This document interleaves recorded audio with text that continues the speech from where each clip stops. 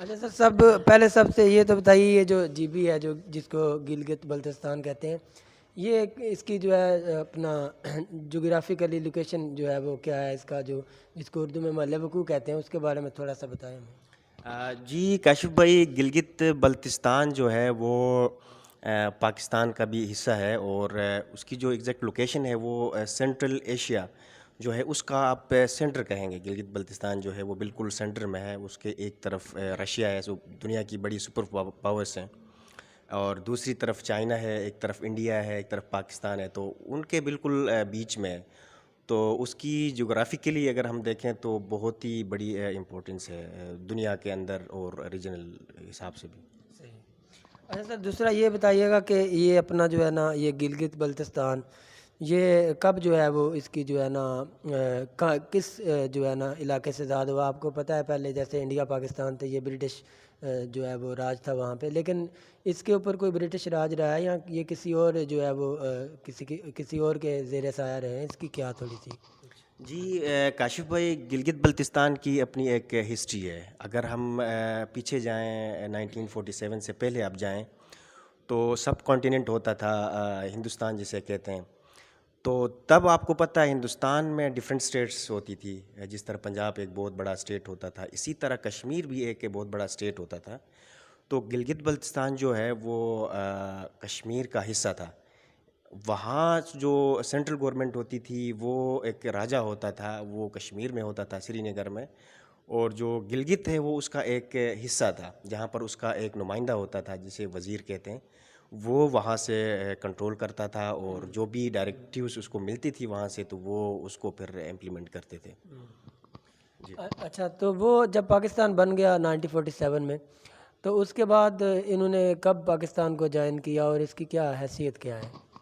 اچھا، یہ جب ایک سٹرگل چلی 1857 کی جو جنگ آزادی ہے آپ کو پتہ ہے، تو وہاں ایک سٹرگل چلی، ایک مومنٹ چلی اگینسٹ جو برٹش ہے، انگریز وہاں آئے تھے۔ تو اس کے بعد یہ سٹرگل سٹارٹ ہوئی تھی، جا کے 1947 میں یہ جو ہندوستان ہے وہ ڈیوائیڈ ہوا تھا ہندو اور مسلم کے نام سے، دو قومی نظریے کے نام سے تقسیم ہوا تھا۔ تو جب یہ تقسیم ہوا تو جو سٹیٹس تھیں ان کو آزادی دی گئی تھی کہ وہ ان کی مرضی تھی کہ وہ مرضی سے پاکستان میں شامل ہو جائیں یا وہ انڈیا کے ساتھ شامل ہو جائیں۔ تو اسی طرح جو کشمیر جو ایک سٹیٹ آزاد سٹیٹ تھی، وہاں پر 90% جو پاپولیشن تھی وہ مسلمان تھے، اور ان کے اوپر جو حکمران تھے وہ ایک یہاں سے تھے، پنجاب سے تھے یا وہاں سے تھے۔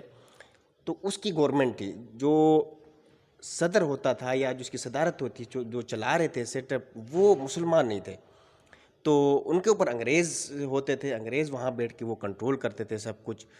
تو وہاں سے جو کنٹرول ہوتا تھا، جب ڈویژن ہوئی تو گلگت بلتستان کے لوگوں نے 1947 کے بعد اپنی ایک سٹرگل سٹارٹ کی، اور وہ جا کے کشمیر کے ساتھ ان کا الحاق ہوا۔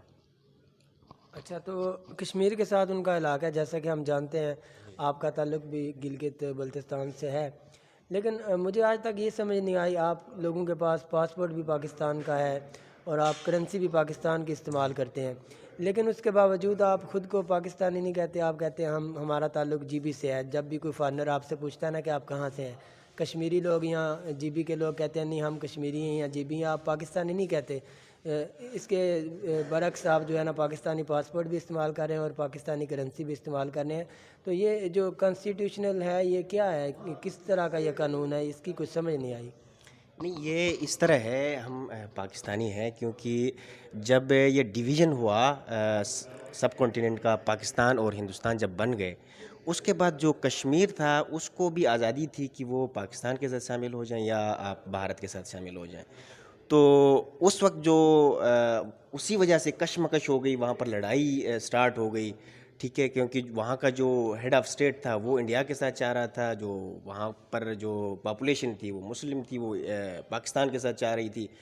تو ایسے میں گلگت بلتستان کے اندر بھی یہ فسادات سٹارٹ ہو گئے، وہاں کے جو لوکلز تھے انہوں نے ایک سٹرگل کی، اور وہ جو انگریز تھے ان کے خلاف بغاوت کی، اور وہ آزاد ہو گئے۔ آزاد ہونے کے بعد یہ 1 نومبر کو، 22 اکتوبر 1990s میں جب یہ سٹارٹ ہوا تھا کشمیر کی جو فرسٹ وار سٹارٹ ہوئی تھی وہ سٹارٹ ہوئی تھی 22 اکتوبر کو، اور جا کے وہاں پر جو ہمارے پاس جو کشمیر ہے، آزاد کشمیر، وہ پاکستان کے ساتھ ادھر جو ہے وہ جا کے ہندوستان نے آکوپائی کیا۔ گلگت بلتستان والوں نے خود آزادی لی، اور 1 نومبر تک تقریباً 15 دن وہاں پر ایک عبوری حکومت انہوں نے بنائی، اور اپنا ایک سیٹ اپ بنا کے 15 ڈیز وہ آزاد رہے۔ اس کے بعد 16 ڈیز میں جا کے انہوں نے پاکستان کے ساتھ الحاق کیا۔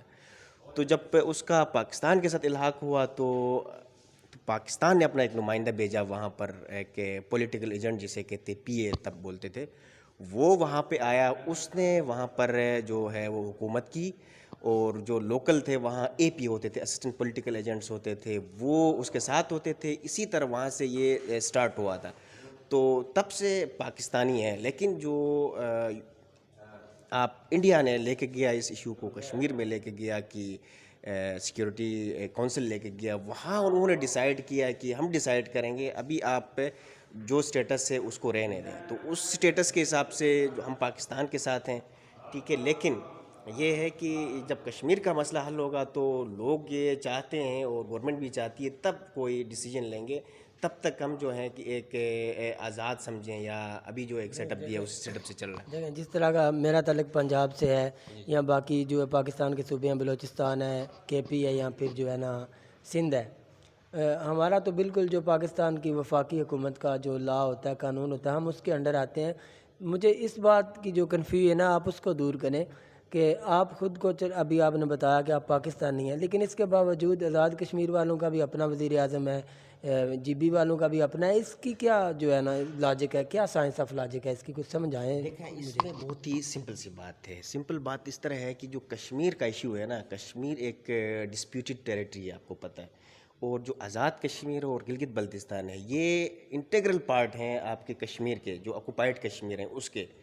جب یہ کشمیر کا مسئلہ حل ہوگا تو تب یہ ڈیسائیڈ ہوگا کہ یہ کس کے ساتھ جا رہے ہیں، آزاد رہنا چاہتے ہیں، پاکستان کے ساتھ رہنا چاہتے اسی ہیں۔ وجہ سے ان کے جو ہے وہ اپنے اپنے جی جی، قانون بھی اپنے ہیں۔ ایگزیکٹلی، قانون وہی ہے جو پاکستان کا قانون ہے، وہیں اپلائی ہو رہا ہے۔ فیڈرلی سمجھیں کہ آپ اس کو چلا رہا ہے، فیڈرل اس کو چلا رہا ہے، فیڈرل ایک ٹیریٹری آپ کہیں اس کو۔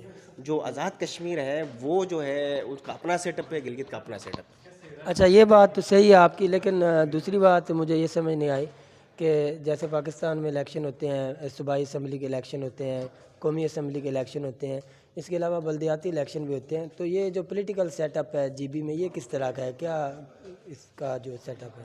اچھا، جب یہ پاکستان کے ساتھ شامل ہو گیا، اس کے بعد وہاں کا جو سیٹ اپ تھا، میں آپ کو پہلے بھی کہا، ایک پولیٹیکل ایجنٹ ہوتا تھا جو وہاں کے رول کرتا تھا، ٹھیک ہے، جو بھی ڈائریکشنز ملتے تھے فیڈرل سے وہی اسی طرح چلاتے تھے، اور اس کے انڈر پی ایز ہوتے تھے، اے پی ایز، اسسٹنٹ پولیٹیکل ایجنٹس۔ جب جا کے 70s میں جا کے یہ جو سٹیٹس تھا اس کو چینج کیا گیا، ایک سمجھو سپریٹ ایڈمنسٹریٹیو ایک یونٹ بنایا گیا، اور اس کا نام دیا ناردرن ایریاز کا نام دیا۔ تو اس سے پہلے جو تھا وہ گلگت ایجنسی تھی، اس میں جا کے آپ کا بلتستان ڈسٹرکٹ تھی، اور کچھ اس میں سٹیٹس تھیں جس میں نگر سٹیٹ اور ہنزر سگر، اس طرح ایک دو اور سٹیٹس تھی۔ تو یہ 2-3 سٹیٹس اور بلتستان ڈسٹرکٹ اور پلس گلگت ایجنسی ملا کے ایک سیٹ اپ تھا۔ تو 70s میں آ کے اس سٹیٹس کو چینج کیا، ایک فیڈرلی ایڈمنسٹریٹیو ایک وہاں کا سٹیٹس دیا گیا، ٹھیک ہے، اور ناردرن ایریاز کا وہاں پر نام دیا گیا۔ وہاں سے سمجھو کہ ایک تمام جو پولیٹیکل پارٹیز تب تھیں وہ بھی وہاں گلگت میں آ گئی، لوکل جو پارٹیز تھی وہ بھی پارٹیسپیٹ کیا، وہاں سے ایک پھر اسٹرگل اور سیٹ اپ اسٹارٹ ہو گیا۔